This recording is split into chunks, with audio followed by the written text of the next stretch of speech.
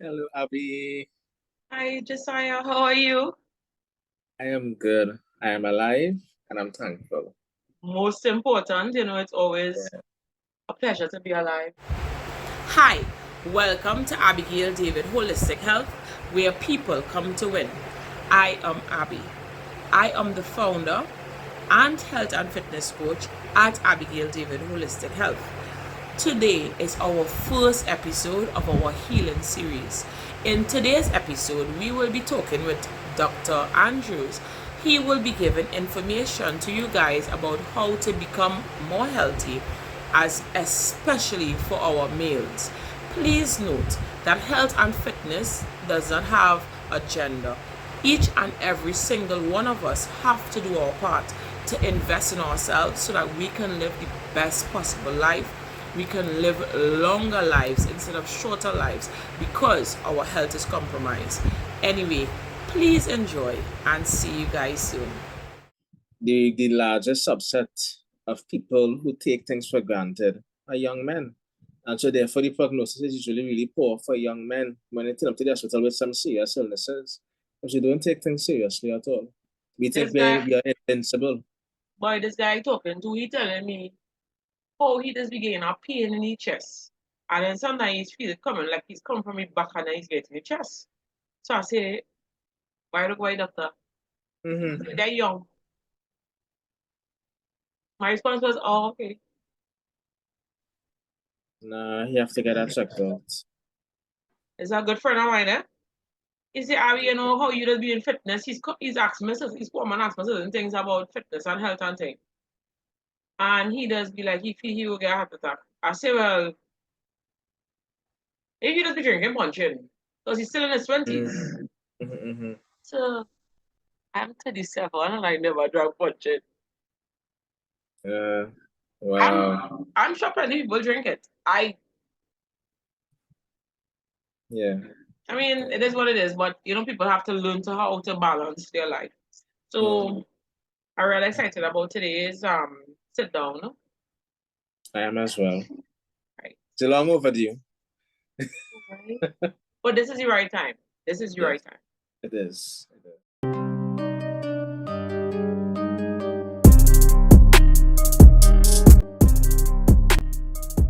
Fantastic afternoon to oh gosh, it's a fantastic afternoon because we don't know what time of the day people will be seeing this. I was Yeah. like, let us start this all over again. Hi to everyone, and welcome to Abigail David Holistic Health as we continue our healing episode. Today we are going to talk about men's health.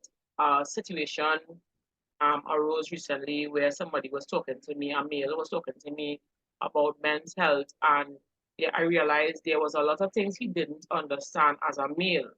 And as such, I asked this amazing Dr. Andrews here to come and join us today, as he will be giving us a little bit more insight on men's health.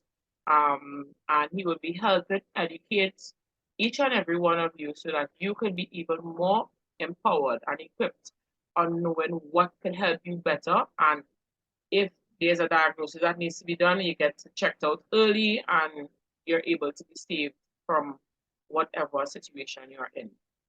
Welcome, Dr. Andrews. Thank you so very much for joining us here today. Thank you so very much for allowing me the space to be here. And welcome to all of our viewers. I am really happy to be here. I know it's going to be a very interactive session between Miss David and myself because we have a lot to discuss. Men's health is something that is important because as men, we are important in society. Society is not just made up of just one subset alone. We do need each other to survive. And so men, we really need to step up and take good care of ourselves so that we can be there for this generation and for the other generations to come. Awesome. So, Dr. Andrews, could you tell us a little bit about yourself so at least our viewers know who they're talking to or who they're listening to, I should say, in this series? So my name is Josiah Andrews. I am a medical doctor by profession. I've been practicing for the past just over 5 years, and most of my time has been in the emergency department Currently, I work at the emergency department of the Scarborough General Hospital in Tobago, but I also do private visitations as part of my private practice in both Trinidad and Tobago. Medicine is something that I have a passion for. Life is multifaceted. Medicine is just one of the passions that I have, and it's something I've been passionate about since I was 7 years old. And I decided since then that I was going to enter medicine, and my life has more or less been centered around that and in preparation for that. So I'm really happy that I have the opportunity to serve people, but to serve people in a way where they can serve themselves. Because as doctors, we are simply facilitators, we are not dictators. People need to assume the responsibility of their own personal health. And so, as doctors, as physicians, we are there to simply be a guiding light, to assist people in that regard. So, I'm very happy to be here to do that today. I love that. And for all the years I would have known you, I know you're very passionate in what you do, and you're very passionate in life in general. And it's always a pleasure to see young people like myself push themselves and try to make sure that they are an asset to society. You know, as we talk about men's health, I really wanted to ask you, how can a man who is blessed with his one body take care of their health? So, I always like to start off with diet and exercise because the truth is, lifestyle modifications are the basis of healthcare. So let's start with how we take care of our bodies on that level. So first of all, a diet has to be holistic. It has to encapsulate all of the food groups that are necessary for development and growth. Let's start off with boys, because you can't have a maximally healthy adulthood if you don't have a maximally healthy childhood. Life begins as a child, and then you develop and grow into adulthood. And one of the problems that we face in the Caribbean is childhood obesity. And childhood obesity, we see it not just in females, but in males as well. As a matter of fact, Trinidad and Tobago ranks among the top 10 in the world when it comes to childhood obesity. And this is a Caribbean problem. Barbados is also in the top 10. Jamaica is in the top 10 as well. So this is something that we are grappling with as a region. And there are a lot of ways and steps that we can take to really mitigate that. So first of all, as children, the first 6 months of life are supposed to be breastfeeding exclusively. I know that there are many mothers who try water and cereals and even as soon as the baby comes out, but that is not how it is supposed to be. Breast is best, and so it's important for us to allow our children to be breastfed exclusively, only breast milk, for the first 6 months of life. So let's start there. After 6 months, then you incorporate soft foods into the diet. Foods such as potatoes, pumpkin, your soups, certain fruits like pawpaw, banana, which can be mashed, right? And as the child continues to develop, then you graduate up to your cereals and your granolas and cornflakes and that kind of stuff, right? Now, as your child continues to grow, male children in particular tend to be very energetic. So you want to ensure that their food stores provide for that energy that they are going to expend, right? So it must be rich in proteins, and you must have adequate carbohydrates as well, okay? You must also allow for your green leafy vegetables to be ingested. And this is important to develop your blood stores. Now, as a child grows even more, expends even more energy, this is where exercise would have to come into play. Now, in today's society, long ago, as children, we were out on the street. running, playing football, playing catch and rescue, playing different games. It definitely was. But but now the children are all on their phones, on the iPads, on the tablets, and they're inside playing video games. PlayStation. They're no longer outdoor, doing their activities daily as they should. That is something that we need to fix. We need to encourage our children to get back out. And not just encourage by talking. We need to take the phones and the tablets away from them as responsible parents and let them go outside and run and play and climb trees. Okay, they're falling and bruise their skin. That can be fixed, but they need to get back to the outdoors. Yeah, that is so important in childhood. Also, getting them involved in a sport is also very important. Swimming, athletics, football, cricket, all of these are very important sports that a child, karate even, a child can get involved in from a very, very young age. And it also aids in teaching them about discipline. So it's very important to incorporate exercise as well as diet, because diet is what's going to give us the energy. Exercise is what's going to help us expend that energy. Yeah. And in so doing, taking care of our bodies. As a child enters into puberty and into teenagehood, yes, we are focused on the academia. And when I was a teenager, my mother made sure that I had my head in my book, studying my work, but she also ensured that I was involved in karate and swimming were my main sports that I was involved in. And then, your occasional football. I still want to learn to swim. I love swimming. I still do it up to today. That's really good.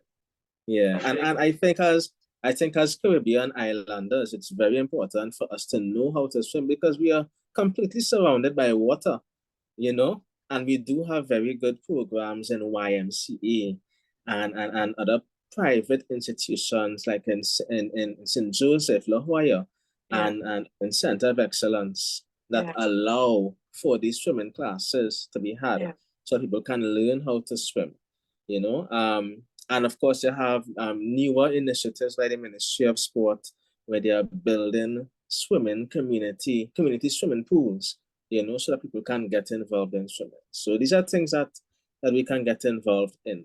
And then as you graduate up to adulthood, is where the boy now becomes a man. Many times the stresses of life tend to impact us. We have work. We start to have families. And so therefore, bit by bit, our social life becomes stripped away. And the first thing to go is always exercise. We don't have the time.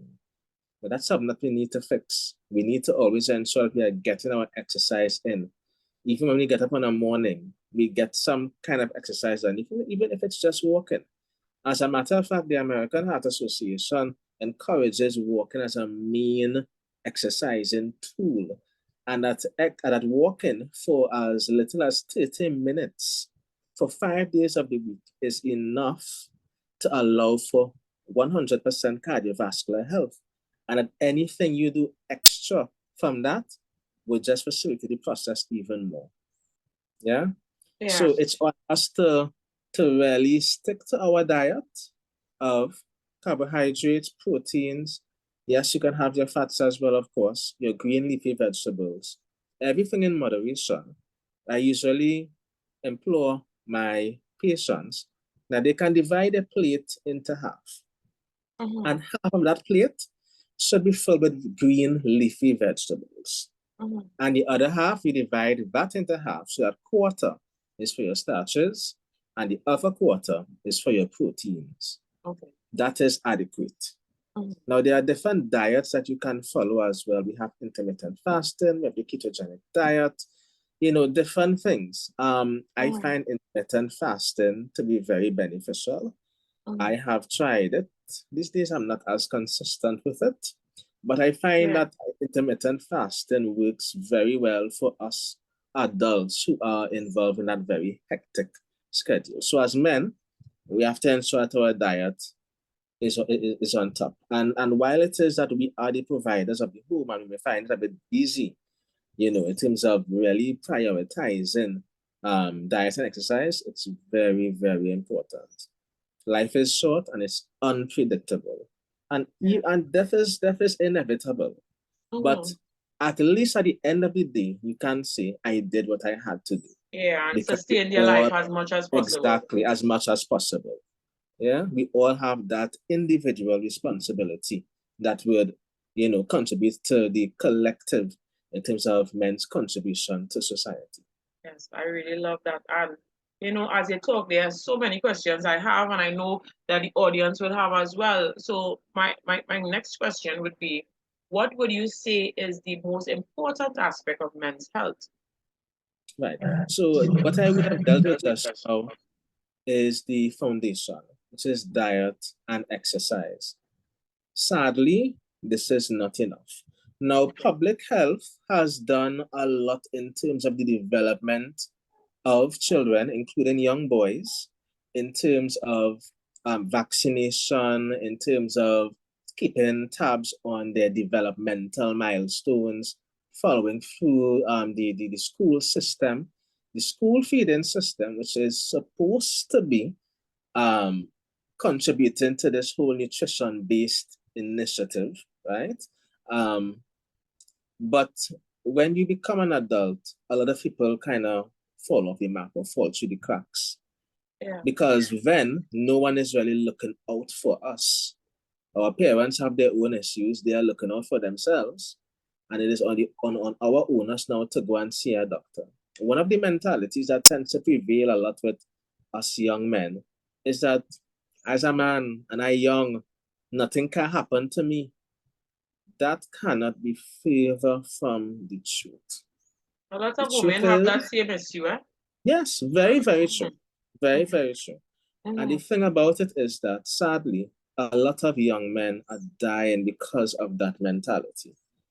In almost all illnesses across the board, with the exception, of course, gynecological issues, because men do not have the organs that women have.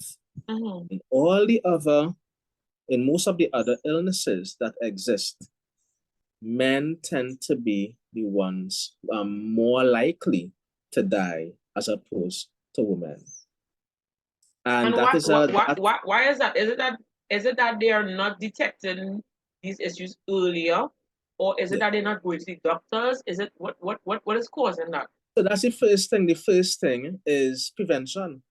Okay. And if it is that you are not taking steps to prevent something from happening, then it's more likely to happen to you. But the next thing is recognition of an illness. And if it is that you are having shortness of breath or chest pain or bleeding from somewhere or any other symptom that is abnormal, and you just brush it off and say, well, I don't need to get that checked out, then that problem, the underlying problem, is evolving. We have to remember that, we don't live in a world where all is perfect. Our bodies are far from perfect. And as much as we believe that our body have this natural way of taking care of itself, the truth is that our bodies will rebel against us, you could even be the healthiest person on the planet. And something could be going wrong. And because you think that you are in perfect health, that it will just subside. It becomes our responsibility then. The onus is on us then as men to say, listen, let me go see the doctor. Let me explain to him what symptoms I'm having. Let me get myself checked out. Because if this is something that could be treated in the early stages, it would be prevented from getting to later stages where there is a higher possibility of mortality and greater morbidity, if not increased mortality. In other words, what I am saying is, if you catch the diseases, if you catch it early, you can prevent yourself from getting more sick, and more so you can even prevent yourself from dying from that illness. Now, death is inevitable. It will happen at some time, but it does not have to be from this particular illness that you could have caught at an earlier time and gotten subsequent treatment for. And that's the importance of checking yourself. That leads me to find out, how often should men be going to visit their doctors? I would say at least every year. Okay. A lot can happen in a year, Yeah. but a year is sufficient time for something to be caught. Now, there are some things that would happen very, very quickly. There are people who die, as we would have, as Ms. David and I were discussing before the interview, 3 weeks, a month after diagnosis. You know, there are some illnesses that can slow you down extremely quickly. However, for a lot of them, if you're able to catch it early and take steps early, then you can prevent worse outcomes. So a year is adequate. A yearly or an annual doctor's visitation should be adequate. During this visitation, ensure that, because you were asking what it is that leads to some men being, found in a position where it is that they are on the receiving end in terms of increased mortality and morbidity. Sadly, there are some doctors who take things for granted as well. They look at patients and say, yeah, man, you're healthy. And they're not running the profile of tests that should be done. I have seen it done before. And that's a very sad reality. That is extremely sad. But it is a reality. It is a fact in the United States that young Black people are often taken for granted by doctors. And it would be remiss of me if I didn't mention that, because it's not just the patient that is at fault all the time. Sometimes we blame the patient a lot, but some doctors also don't do what they should be doing, right? And so ensure that the doctor is going through everything with you, and that all the possible tests in relation to whatever symptom you're having that can be done are being done according to the guidelines that are set for that particular illness. Some people may say, well, maybe I'll just get a second opinion. That's not a problem either. If it is you have doubts, right, about a doctor that you are seeing, you are free. It is your right to get another opinion. Yeah? So this stems to two questions. Part one, right? Part one, I want to say, for me, I'm a person, I'm a little terrified of needles. So I would say for somebody else, for a male, going in that situation who also has that fear, is it that every time they go and get an exam, it would be that some form of blood will have to be drawn, or is it that it could also have other exams where you don't have to be using needles? Yeah, I think that is very apt and very it really is important for men's health, because in my experience, men are way more afraid of needles than women are. I'm not sure why that is, but the most gangster fellas will come to the hospital, and as soon as you take out that IV access or that needle, listen, it's drama. Wow. It's drama. But blood tests aren't required for everything, but it is a really good indicator. Your kidney function tests are done via blood draw. Monitoring your kidney, your kidney function is very important, because a lot of illnesses, whether it's hypertension, diabetes, other chronic illnesses, obesity, affects the kidneys, right? So kidney function, your liver function as well, is done testing the blood. Your blood count, your platelet count, seeing if there's any sign of infection. If there is infection, what kind of infection it is, whether it's bacterial, viral, right? Knowing your cholesterol levels, very, very important. And I want to stick up in there. Hypercholesterolemia or high cholesterol levels is extremely prevalent in Trinidad and Tobago. There are people who firstly have familial hypercholesterolemia. They have genetic predispositions to having high cholesterol levels. And so they could be exercising, they could be having good diet and all of that, but their cholesterol levels are through the roof. Wow. Because of underlying genetic predispositions that they have to having high cholesterol. And once you have that high cholesterol, that it means that the chances of plaque developing in the blood vessels, particularly the coronary or the heart blood vessels, are increased, which increases your risk of cardiac issues, right? It's one of the That's major really interesting. causes of heart attack. So knowing your cholesterol level is extremely important. Now, sadly, that is done via blood draw. There are some tests where you just prick the finger and you would get the levels, and then there are others where they would have to insert the needle into a vein to get as much blood as the tube requires. But either way, think of it this way: short-term pain for long-term gain. Okay. That That's a really good. I like that. Yeah, it's a really good catchphrase. Short-term pain for long-term gain. Like, I cannot stress the importance of testing via blood drawing. Now, some patients like to tell me, but doc, you could take all my blood. Trust me, your body has 4 to 5 liters of blood. I am only taking 4 milliliters for one tube, okay? If it's more than one tube and it's ended up in 4 or 5 tubes, it still pales in comparison. By the time you go outside and eat some lettuce, your body doesn't produce the blood that it is supposed to produce to replace that. So the point is that as much as there is a fear of blood taken, it has become a necessity. We also have to remember that we are no longer in the 1940s and 1950s. Our diet has changed. Our practices have changed. Our lifestyles have changed. People are no longer staying at home doing manual labor you see and how taking much care fast of the food place? You see house. what fast food places have open now, as opposed to Exactly. long ago, where you used to see Listen, one probably every 5 miles. Now it's like one every 5 seconds. Yeah, I was driving through Diego Martin last night, right on the main road there. Side eye, bombastic side eye.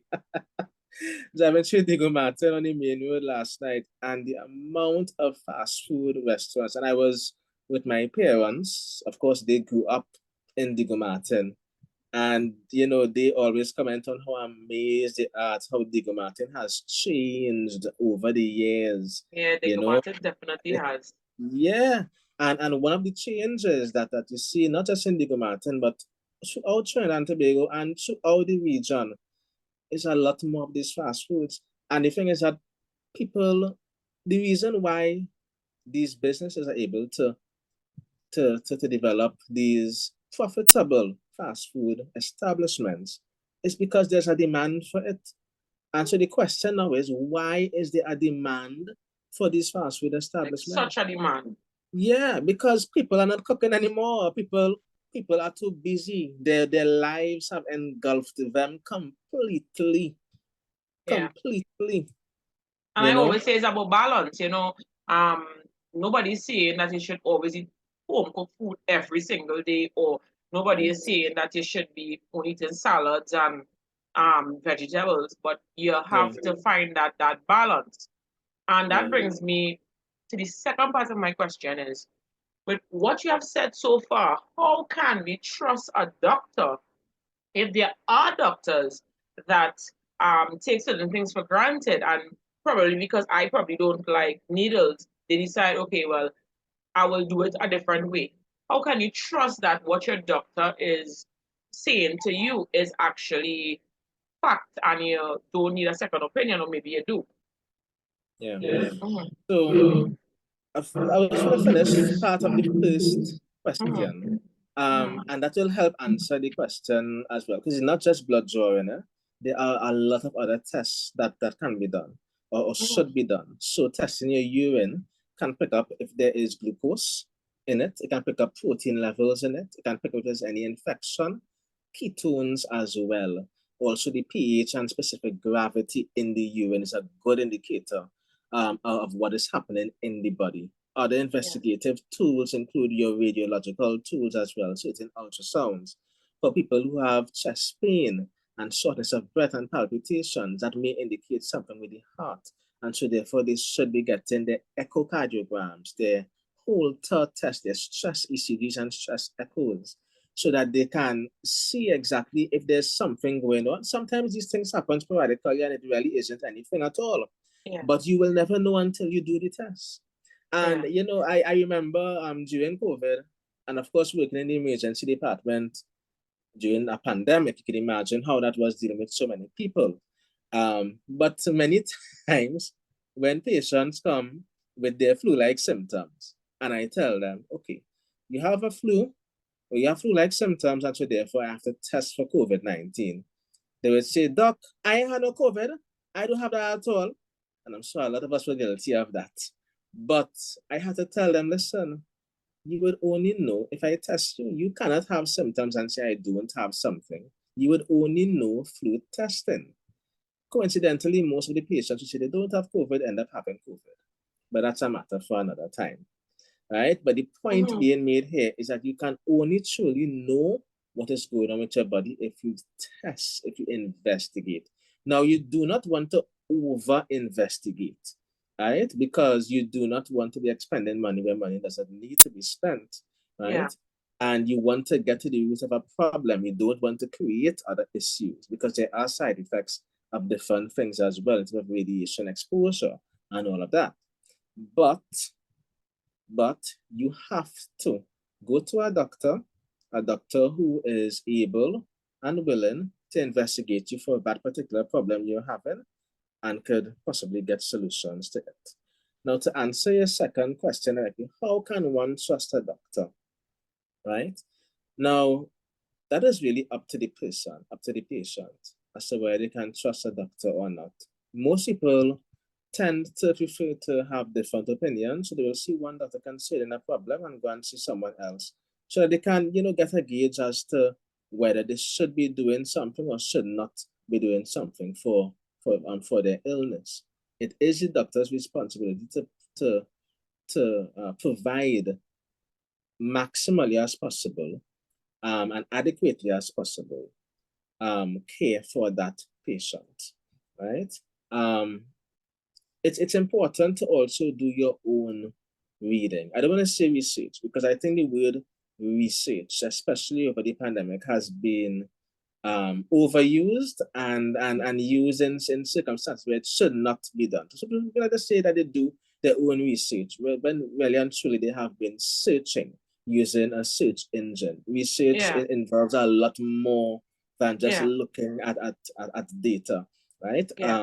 But it is important for you to look at different sources of information and try to gather what you think is best for yourself. And when you meet with a doctor, it should not just be the doctor speaking to you. It should be a conversation. You must always be willing to speak to your doctor, let them know, well, I would have read this somewhere. What are your thoughts on this? Have that conversation with them so that when it is you come to a conclusion, it's not just doctor based. It's something that the both of you all would have come to a conclusion to together. That is very deep, and I understand fully because I remembered when my father he started to feel unwell when we were in Tobago actually for a wedding. And when we were there, he started to get this kind of, he was shaking and stuff like that. My mom was pressing him that he needs to go by a doctor. And he took an exam when he came back, right? Only to find out within probably 6 months, he ended up finding out that he had cancer, right? And my father passed away. Came too long after that, he passed away.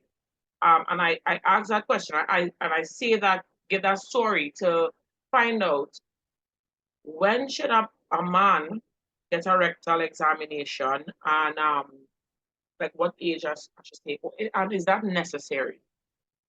Right, so that's really good, and I'm really glad we delved into prostate health because the prostate is one of the organs that us men have exclusively. Women do not have prostate. And so therefore, while women have certain gynecological issues because of the organs that they have in terms of uterine issues, ovarian issues, vaginal issues, we have organs that belong solely to us that we have to tend to. And one of those organs is the prostate. let me start off by saying that the prostate is a very small almond-shaped organ that is located posterior or to the back of the male genitals. It is not in the rectum, as is often misunderstood. It is not part of the rectum.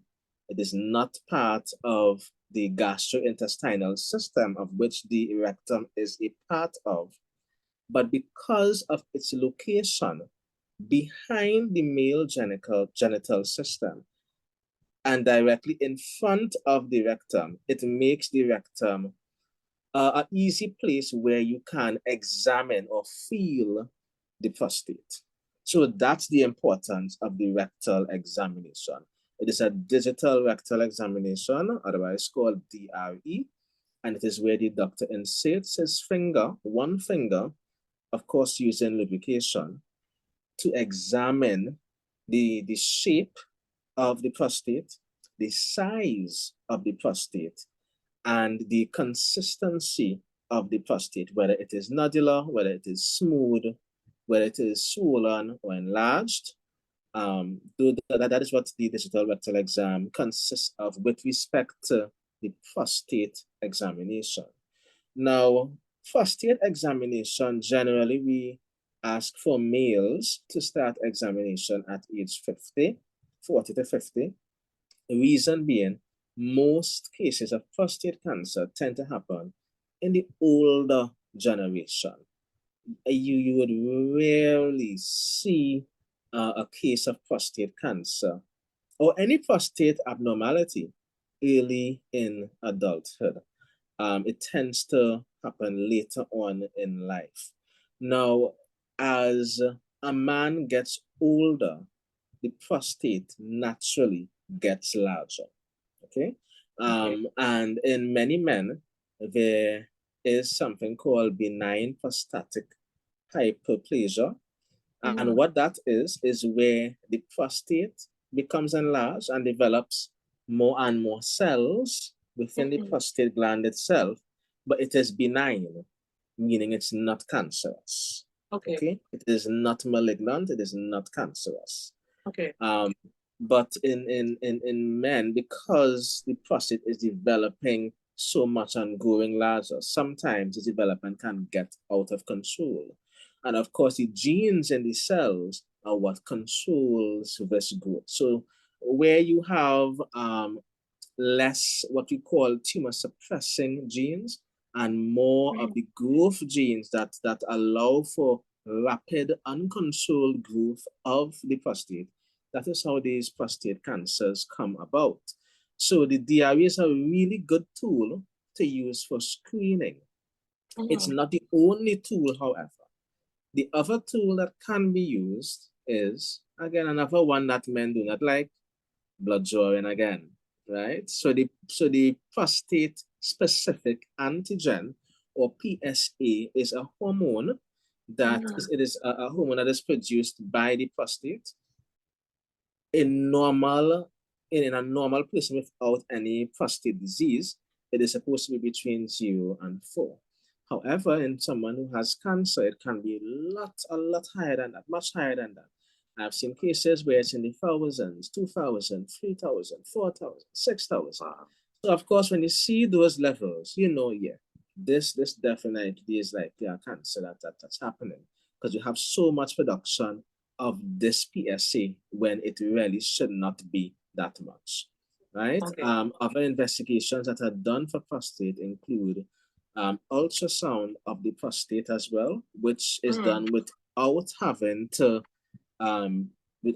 be invasive, without having to examine, or without having to do any blood draw.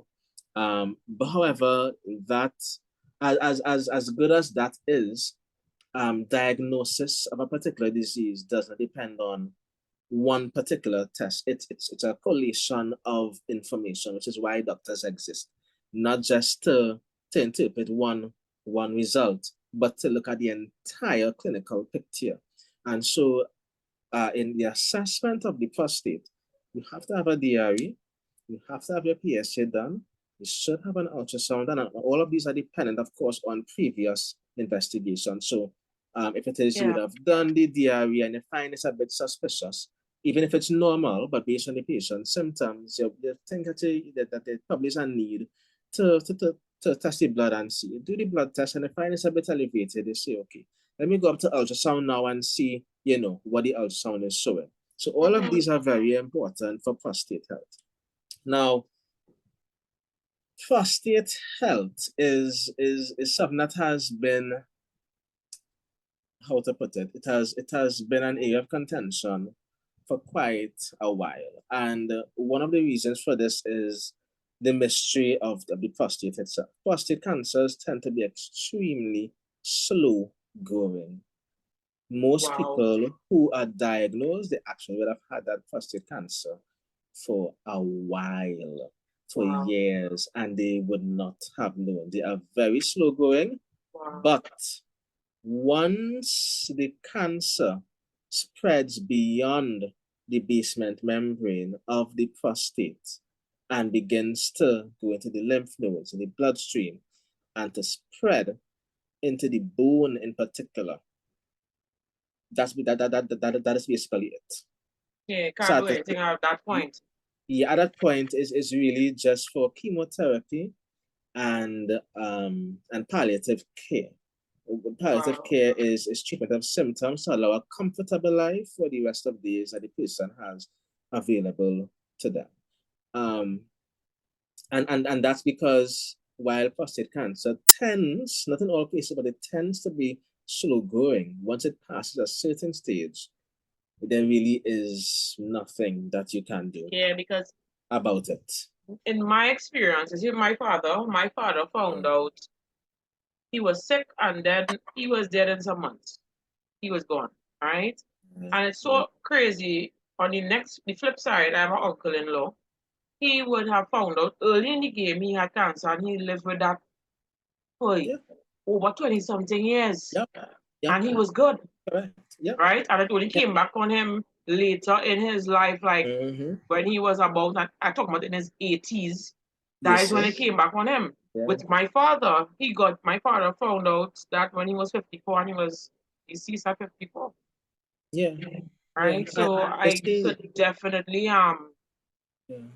understand how important it is. And it's so sad that we take so many things for granted. And I can tell you this because I remember when I was younger, my father always used to tell my mom, you always take an hour on medication, you always by the doctor. And she always used to say, yeah, but we know what's wrong with me. We ain't know what's wrong with you. And we used to sit down. I used to sit down like as an adult, and I realized how important those words were because it came back to haunt him in the end.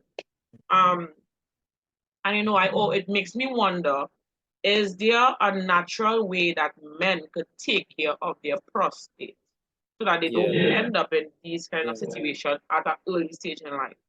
Yeah, I'm really glad that you would have raised those points and your own personal experience with a family member who would have had prostate disease as well. And it just really underscores the importance of testing. Testing is so important because, especially with cancers, staging is what determines the prognosis. And the earlier the stage is, the better the chances are. But if it's a later stage, stage 1 to 4, and if it's a later stage, then it really limits what can be done for the patient. So the earlier that you're tested, the earlier you are staged, then the better the prognosis, the better the prognosis, for the patient. To answer your question on what a man could do naturally. So God has given us a lot for us to work with. That cannot be understated, right? I am not a herbal doctor, okay? As a Caribbean man, I do use a lot of herbs, but I'm not a herbal doctor. For prostate health, tomatoes have been shown to provide so much benefit. Shadow Benny has been shown so much benefit when it comes to prostate health. I have seen patients PSA levels literally come down with just tomatoes and Sarabeni alone. I must say, though, that these are patients who had benign prostatic hyperplasia. Yes, I like not that at least certain people know that doesn't mean that what these people experience might be your experience, because you don't know what is yours to theirs. Exactly. Right. And these people were tested, so we knew exactly what we were dealing with. You understand? Yeah. Cancer is a totally different ball game altogether. There are natural remedies that you can use for different illnesses. However, there are limitations. We have to remember that while we have these natural remedies from the earth that God has created, what God created and what exists now are two completely different things. For those of us who are Christians, we believe that we live in a sinful world and that sin has touched every single part, every single corner of every single thing. And at the only time that that will become incorruptible is when the earth is made new again. We are not in the new earth. We are in the very old sinful earth. Okay? We are in an earth that is not perfect by any stretch of the imagination. You cannot sit and think that by drinking your bush tea and by putting salve on a bump that you have for how much ever years or how much ever months means that you're going to be cured or that you're going to be healed. At the end of the day, you need to get tested and you need to be treated according to the results of those tests. So while, yes, there are natural things you can implement into your lifestyle, diet and exercise, of course, have a very healthy diet. I like to use a lot of garlic, a lot of ginger, a lot of onion. These have a lot of therapeutic effects.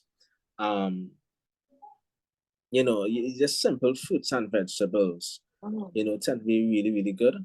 But at the end of the day, I cannot sit back and expect that this is enough. It's going to help, but it's not going to be enough.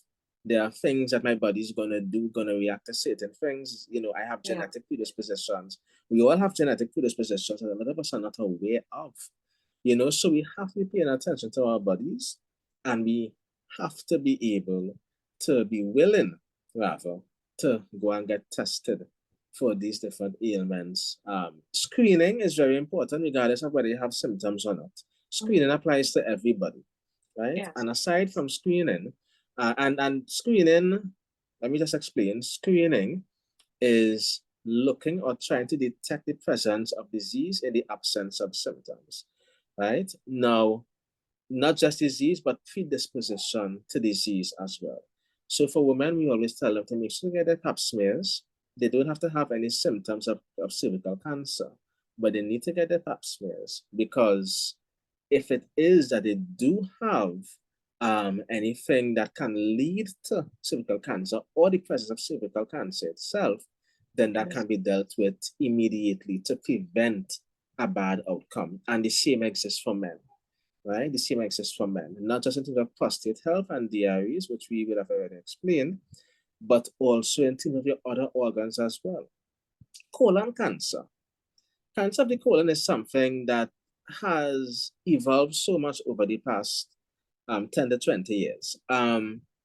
It really came about more. We're seeing it a lot more in our patients over the past 20 to 30 years.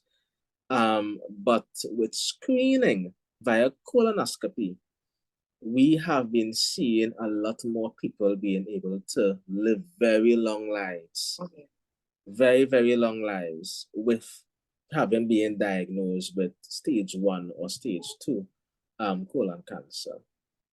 However, what we are seeing now is that more young people are being diagnosed with colon cancer. What is that because of diet and exercise as well? Because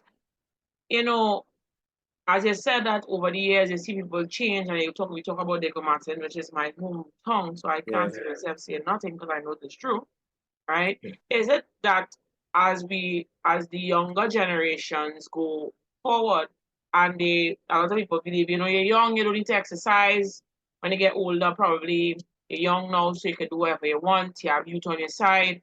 Is it that the foods that people are having as well as things that they're drinking, like alcohol and such, is it that that is causing an effect on the colon coming around this time? Definitely. I definitely think diet has a huge part to play with it. I think especially now, I do eat meats. I do eat meats. I do enjoy a good chicken, right? But We eat a lot, but I we eat a lot more do meat now than think, we used to previously eat. yes, I do think the consumption of so much meat is a contributing factor. But Okay. I cannot say that in isolation. And I Okay. would say this. Um, I know a lot of patients who were vegetarians. They did everything right in terms of having the right diet, exercising. Nothing wrong with them in terms of diabetes, hypertension, nothing like that. And then they are diagnosed with a particular cancer. Remember, the basis of cancer and most diseases is always genetics. Now, there are different things that may allow for expression of a particular gene in an individual, right? And then you have carcinogens, which could be in the food, it could be in the atmosphere, it could be in the air that you breathe, certain carcinogens that you are exposed to that allow for those genes now to be expressed. And because those genes are now being expressed, you have development of these tumors, right? Wow. So even while diet and lack of exercise, I would say are contributing factors. At the end of the day, the root is genetics. And so therefore that emphasizes further a need for people to, one, know your family history. Most And when I definitely. say family history, people will say, oh well, it can be family history because that's not your mother or your father or your brother. There are different tiers to family history. There is first degree family history, there's second degree family history, there's third degree family history. The way how genetics work is at random. You can have a second cousin or a third cousin with something, and you end up with the illness, It Wow. skipped your mother, your father, your grandmother, your grandfather. Yeah, it's And true. it's not that they don't have the genes, it's just that their genes are not, that particular genotype is not being expressed in the phenotype, which is the physical aspect of it. It's in the genes, but it's not being expressed. So, You understand? and So I could understand that. yeah, I it's can very understand that because, important to be to know your honest with family you, history in me detail. knowing my mother suffered high blood pressure and my mother had diabetes, I am very particular with myself, because Right. I know, um, it's possible that that can affect me, but I have to also be in a place where I understand these things so that I make sure that I try to stay away from it as much as possible by doing what is right for my body and continuing my checkups and all these things.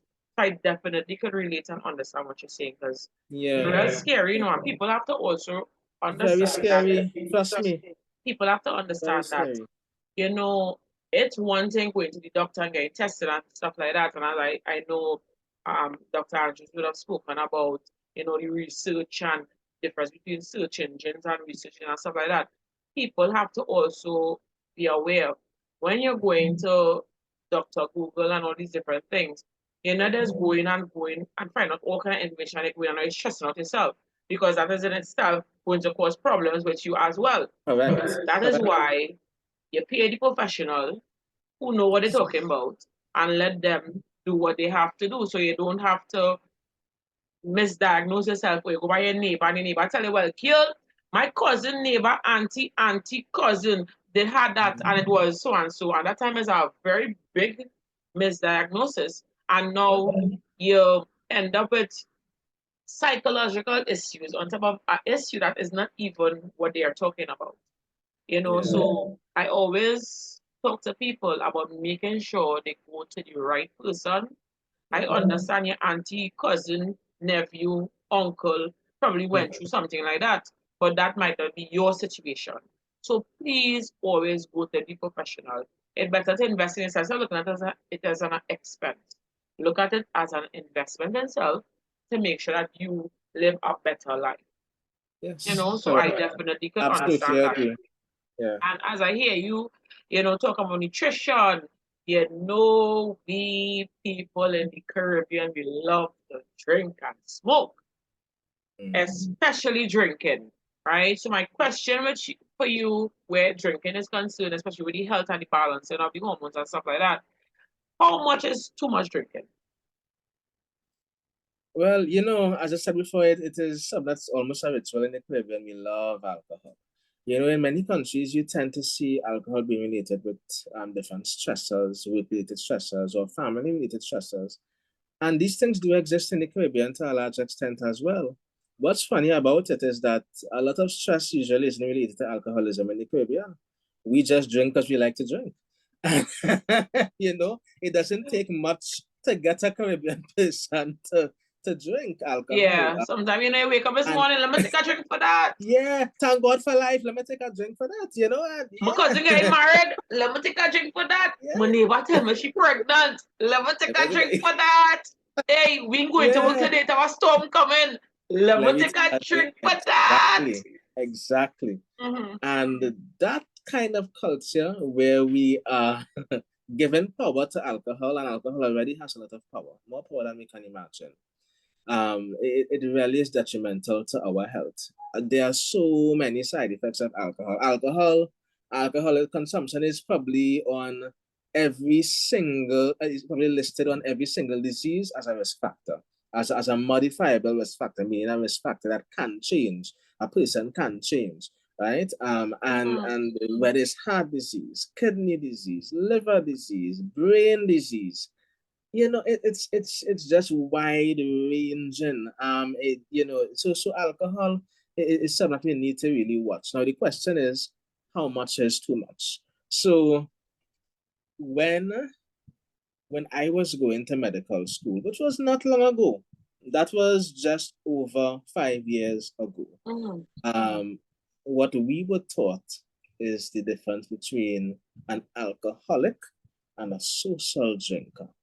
And you know the importance of more being a social drinker. You have, you know, a glass of wine every now and then, probably once a week, or when you go out with friends and all of that. And it is important for us to probably limit our alcohol consumption from that of being an alcoholic to that of being a social drinker.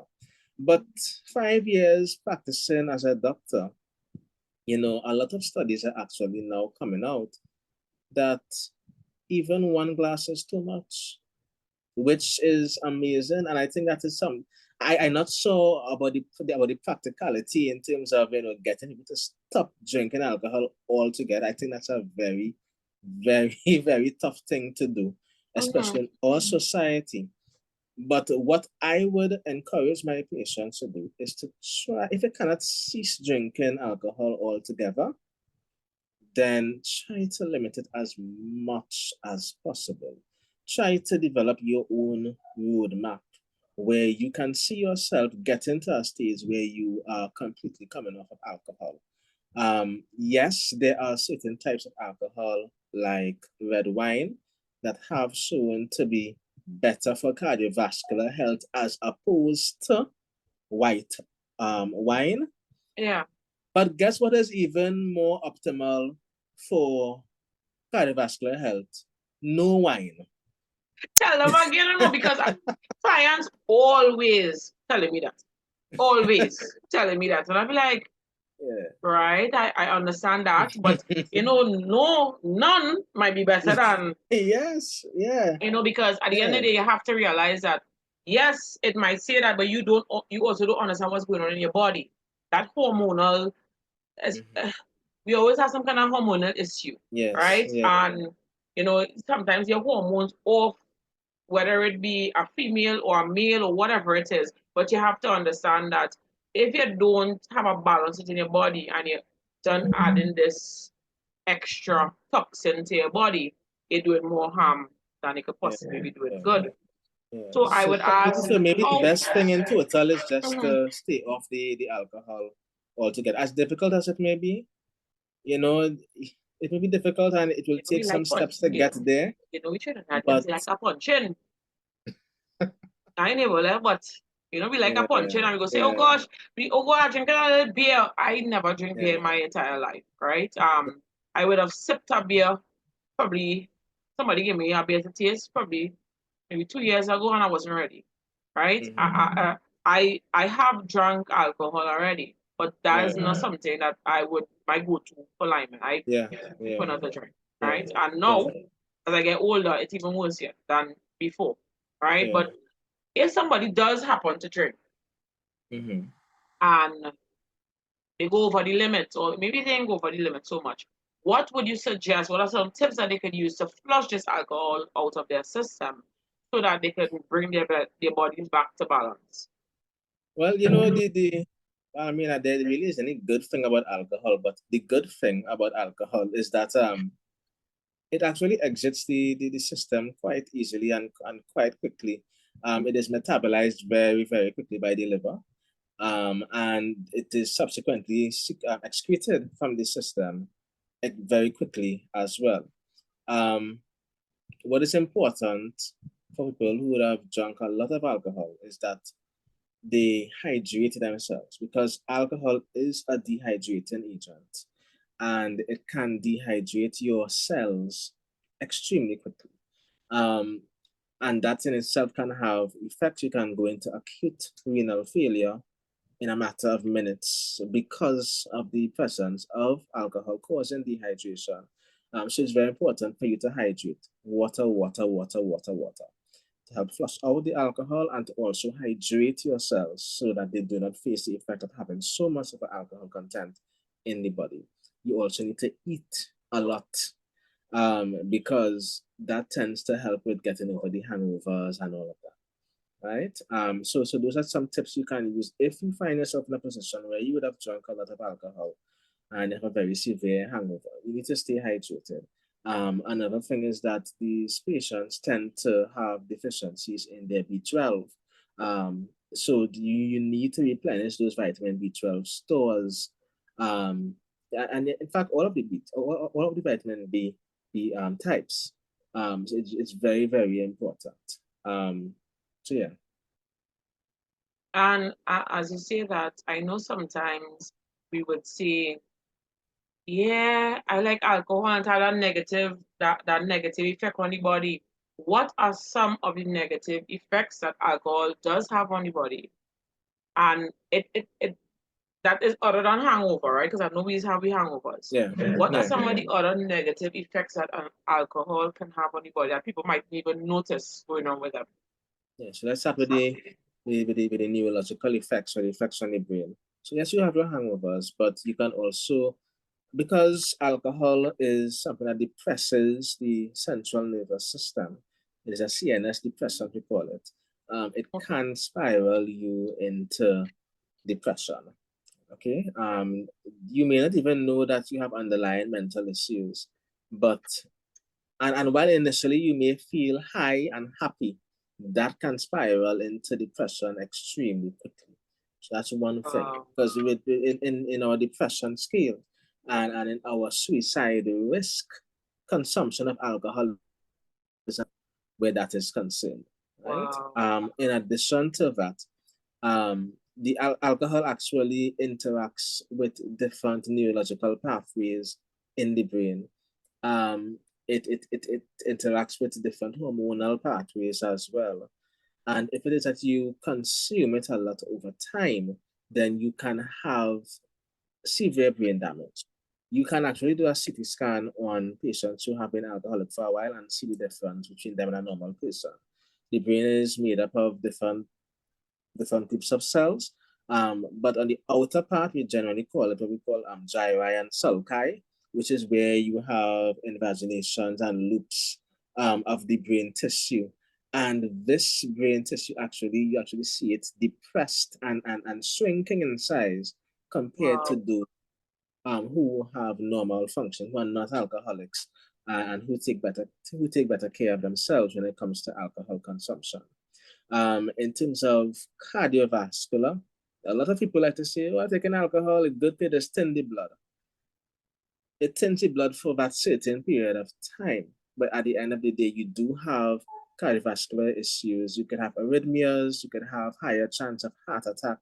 Actually, alcohol consumption is one of those risk factors that can lead to poor cardiac health and subsequent heart attack. Something that we call myocardial infarction, which is where the heart tissues are not being perfused with blood as adequately as it should, and so therefore those tissues die, right? Because they're not getting the nutrients and the oxygen that they need to thrive and survive. Kidney disease is another main effect of alcoholism. In many patients who consume alcohol a lot, they can get acute kidney failure.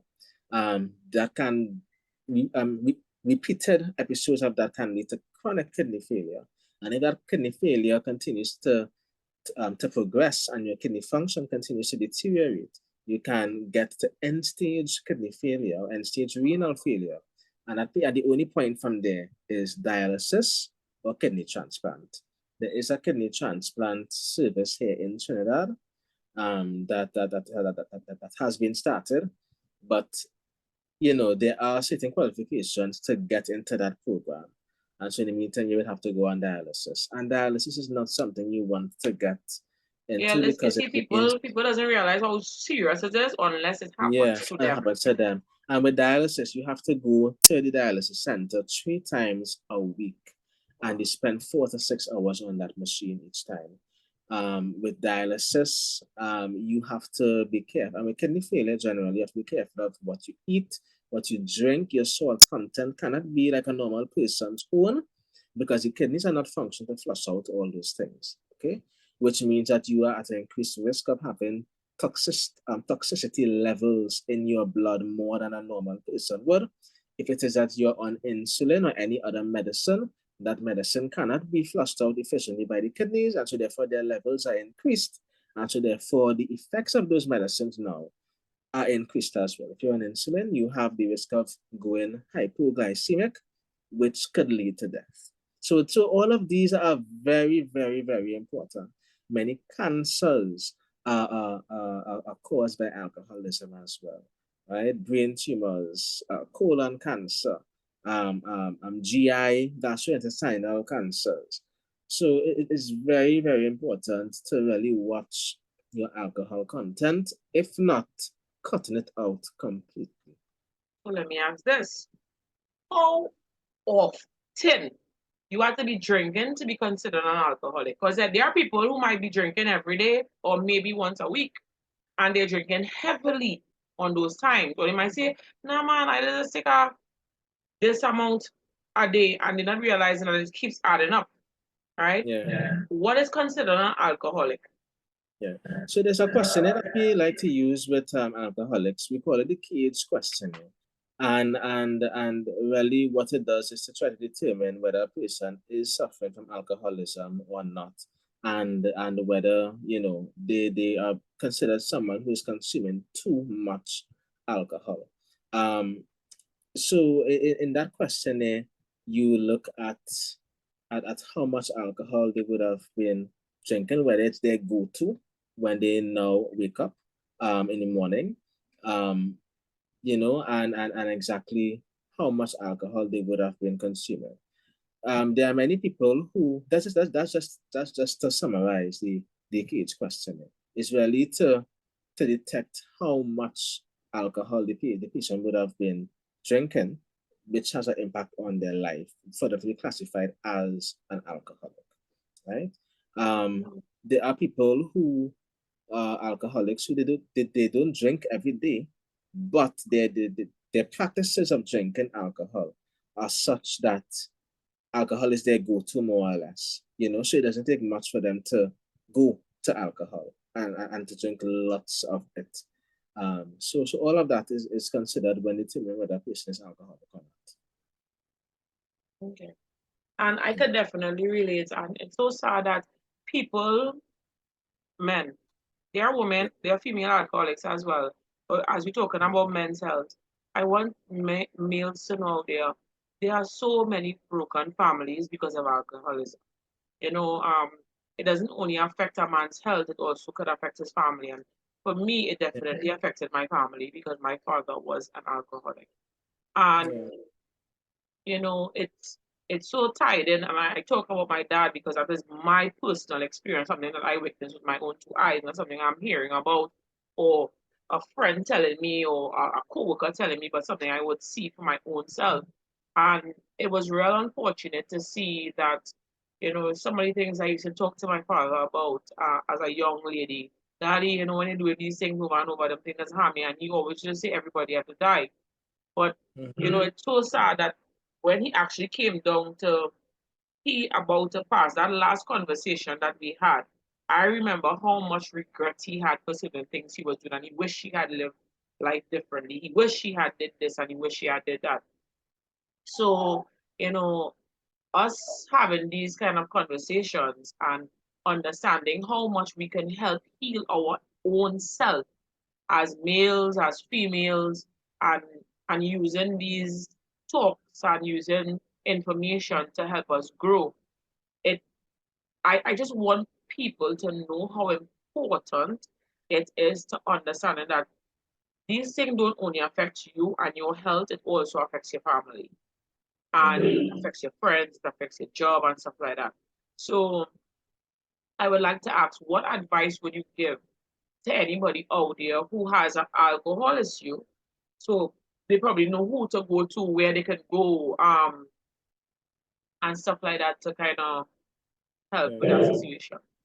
Yeah, so there are agencies out there offered by the public service. The first thing that needs to be done is for you to realize that there is a problem, and for you to accept that there is a problem. And that's why I mentioned the cage question there, because a person being aware of their own reality is what is gauged in the cage questionnaire as well, where they whether they feel guilty, you know, whether they feel they need to cut down, whether they are annoyed when people tell them about the alcoholism.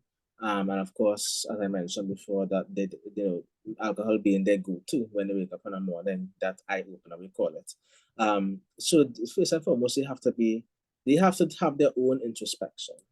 And when patients do come into the hospital, because people do come in drunken states, we do reach out to those agencies in the health centers as well, where they can be counseled about their alcoholism. However, ultimately, I mean, in the States, you have Alcohol Anonymous, but ultimately, it's going to be based on the person because those agencies can exist, but it's up to you to realize that there is a problem and that you need to fix it. And your family could do a lot, and your family could do a lot, but at the end of the day, the onus is on you, the individual. Is there a link between, I know I would have heard you speak about depression and alcohol. Is there a link between depression and alcohol that that exists or something that you would have seen working in the field, um, in the emergency room, probably somebody going through depression, or you find out after they going through depression and they come in with some kind of alcohol overdose. So I don't what is it Yeah, called? yeah, Alcohol what? definitely. We see it very often actually. And when it is a patient come in with suicidal thoughts, feeling depressed for a while, or even in anxiety, right? Or a mix of both, because with bipolar disorder, you can get a mix of both and mania and a depression. Um, it's very important to ask about alcohol content. And when you do ask, in the majority of patients that I have interviewed, alcohol is featured there. Marijuana smoking is also featured there. I know we didn't talk too much about smoking. Marijuana smoking is also what? It's also featured Mm-hmm. in interviews as well. It Yeah, also I comes. could imagine. Mm-hmm. Yeah, you know, we didn't talk too much about that, but there is also a link between marijuana smoking and depression and anxiety as well. So we do see it very, very, very often. As a matter of fact, some of these patients would have had issues from before, you know, experiencing the death of a loved one, or sexual assault, or physical abuse, or some kind of traumatizing event in their life, and they would have been dealing with it, and then for some reason they turn to a drug, including alcohol, which is, by the way, the most abused drug in the world, right?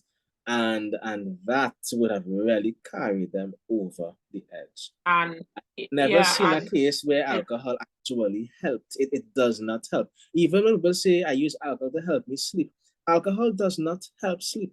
It helps you I never fall heard that one asleep. before. Wow. Yeah, people say it all the time. Alcohol helps them sleep, but alcohol, alcohol, Alcohol helps alcohol them will lead to sleep. you. Alcohol will lead to you I never heard that falling one. asleep faster because the neurological system is depressed. However, that sleep is broken. And so therefore you don't get the adequate amount of rest that you're supposed to get. And so therefore the quality of sleep is actually low. And so the answer that is no, alcohol does not help sleep. It does not help sleep. Wow. That is, people don't realize alcohol and even smoking marijuana doesn't help a lot of things. And It to be doesn't. It honest with doesn't. you, I remember as I hear you say, traumatic experience. I remember I first time I ever smoked, right? I being honest, be honest Mm-hmm. here, right? Um, my father had passed away. And it was so Yeah. crazy. My coach had died at University Mm-hmm. of Florida, Tom Jones. May his soul Mm-hmm. rest in peace. He passed away, and then my father passed away 2 months of each other. I could not Mm-hmm. function. Nobody could not believe how heartbroken I was because my father passed. My second father, my coach died first, right? He was my Mm-hmm. second dad, and he died. And then 2 months later, my father passed away, and I don't know what happened. I remember that summer, me and a friend sitting Mm-hmm. down, and I had reached a point where I felt that I was gone. And I was trying to figure out how my mother dealing with this, and I didn't even know. And I ended up smoking, and I smoked Mm-hmm. probably for 2 weeks, and then I was like, "This is not my life. I'm over it," Yeah. and I was Yeah. done with that, right? And people don't realize a lot of times when you're stressed out, you turn to that whatever it is, and then you still have to deal with the issue after anyway. So I always suggest that people go to a therapist. I don't pick any therapist because there are a lot of therapists that probably is not for you, not suited for you because of the kind of therapy that they do. You pick a Mm-hmm. therapist that is suited to help you through what you are going through at that point in time. Yes. Yeah. And not only a therapist, you could probably as well talk to a really good friend. In addition to the therapist, I'm not saying the therapist, do exclude the therapist. I'm saying yes, in addition to the therapist, talk to a really good friend who is not going to have judgment to be able, will be probably giving you advice. You don't want that. You want the person to be able to listen, right? Mm-hmm. And probably talk to your priest, your pastor, whoever your spiritual leader is. You can talk to them in addition to, right? I always say to people, technology has become so advanced that we are able to sit here because look, you are wherever you are and I am wherever I am, and we both can come together and have this conversation. I could also be here and listen to somebody in Australia. I could also be here and listen to somebody in Africa, right? Thank God for technology in that aspect, but we also have to pay attention to who we're listening to. Because sometimes the person you're listening to is not actually a professional in that place, and they give you advice that could be of your for your detriment in the long haul. So I would always suggest that you get a therapist. Please, please, Yeah. please don't ever look at therapy as, oh God, it's only my people that take therapy. That is so not true, right? Most Mm-hmm. of the people who you would say clinically not all they are mentally, it have a lot of them don't take therapy. And this end up causing a lot of problems in society where they're doing all these mass shootings and all these other things because of that depression that they didn't deal with. So, that being said, I want to ask, is there any advice that you can give to our viewers so that they would be able to walk in their power and become a better version of themselves, whether it's in the health, physical health, mental health, or whatever it Yeah. is? So, course, this forum is dedicated to men. It would be remiss of us to not say Happy Father's Day to all of our fathers. So that should give you a clue that this recording is being done on Father's Day. Yes. Happy So Father's when the Day. post when the video is posted, you will get a belated Happy Father's Day greeting from us. But men in particular, I really want to reach out too, in terms of what Abigail just said, what Miss David just said. Men don't go to therapy. We don't. We carry the weight of the world on our shoulders, literally and figuratively. And we really feel as though that's okay because it's our culture to believe that it's okay, when in fact it is not. There's only so much that we can bear. And even for a man who is not working, who is at home, there's a lot that is going on, you know, in terms of social circumstances, being the provider for the home, being the protector of the home, being a guide to his wife and child or children, even if you're unmarried or single, and you don't have any dependents, there are people who expect things from you, and they expect certain things from you as a man. You know, there are certain things you have to fulfill in terms of your role in society as a man. And these are things that we take seriously. There are some who don't take it seriously at all. And there are some who pretend not to take it seriously. And so therefore we just turn to jokes and alcoholism and the liming as a means of dealing with it. What I would say is it is important to talk. It is important to let your views known and to get answers to the questions that you will have. Um, as Miss David would have said, talk to your spiritual leader, yes, but do not let that replace your therapist. The reason why we advocate for therapy is because they would have been trained specifically to deal with your issues. You know, I unless that person went to the wrong therapist, as Ms. David said, there are some therapists that may not be suited for your particular circumstance. But other than that, I have never heard of anyone who went to a therapist and said, this did not help. Even minimally, therapy helps. It is important for us as men to offload. It is very important. And therapy is not just listening to someone, it's us being able to talk freely with no judgment, with no limitations, with no expectations. And those three things are things that are always in a man's mind. How people look at me concerning what I am doing here, you know? What I am doing, is it necessary? Is it important?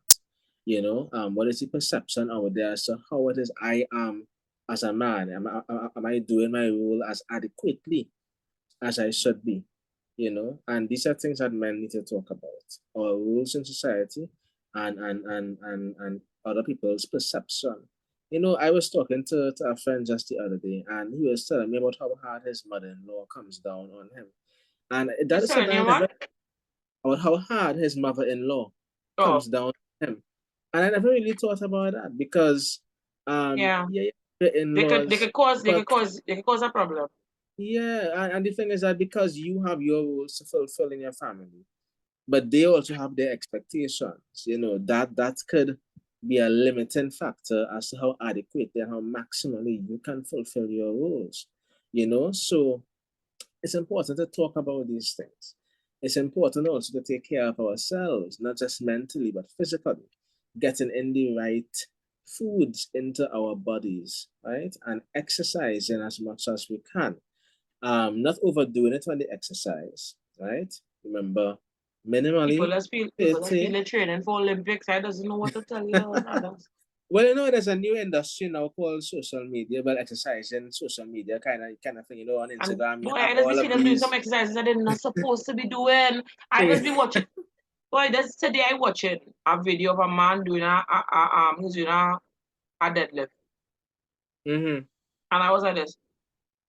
When he attempted to do the first time, I was just happy he didn't damage his back. You see? I was like, I cringe, you know. I was like, because Yeah. I was like, oh gosh, please. And even though he had Yeah. on a belt, he feel like he doing the best. And I'm like, yo, these Mm-hmm. people are swear they know it all. Why? Yeah. I know Yeah. it until they Yeah. damage yourself. Yeah. So we gotta be careful with that. We can't be doing too much. Simple walking. I don't know if there will be anybody in the audience from Tobago, but Tobago has so many beaches all around. And one of my favorite pastimes is just walking on the beach. Not even have to bathe in the beach. Just walking on the beach. The sunset is beautiful to look Oh at. gosh, I know, And you right? have, I and in think terms all of, sunsets are beautiful. I think so too. But I Yeah. think Trinidad and Tobago in particular have a Yeah. special kind of sunset, especially these days with the rain and all of that. Yeah. You know, and it's good to just get that fresh air, to listen to the sounds of the waves, to feel the sand on your feet, to watch a beautiful sunset, and getting that exercise. You know, so those who are in Tobago, you can take advantage of that. Those of us in Trinidad who have access to our beach, take advantage of it as well. But we also have so many parks and so many savannas. You know, I will tell you, I used to enjoy exercise in the savannah when I used to work out with so many years ago. You Yes. know, and taking that walk or that jog, that sometimes run around. I know it was on a Wednesday we used to do it around Queens Park Savannah. I remember very well. It was on a Wednesday we used to walk around the savannah. I used to enjoy that a lot. Walking up on Chancellor Hill, walk up on San Fernando Hill for those of us who are from South. Just finding a place, and even if you can't find a place, things are expensive. Yes, if you want to invest in a treadmill, you can do that, but you can walk on your street. It may not always be safe, so be mindful of the times and be mindful of your surroundings while you are doing that. But try to get that walking in, even if it's around your house. And There are that is different. why we have Abigail David Holistic Health online program Exactly, for people who online. cannot go outside and work out. So they can Yes, work out in their yard, they can work out in their yes, house, and they don't have to go too far. yes, So yes. exactly, exactly. So you see, so there are so many ways and means by which we can really get that exercise in, We have no and it's excuse. very, very But we always important. find an excuse, but we have none. But we It's always true. find one. There are no excuses at all when it comes to physical health and taking care of yourself. There are no Yeah, excuses. most Yeah. definitely. So thank you so very much, Dr. Andrews, for being here. For all the years I've known you as a client and a friend, I always am so thankful for your advice, for your professionalism, for your enthusiasm in the field of helping people. And see you guys soon.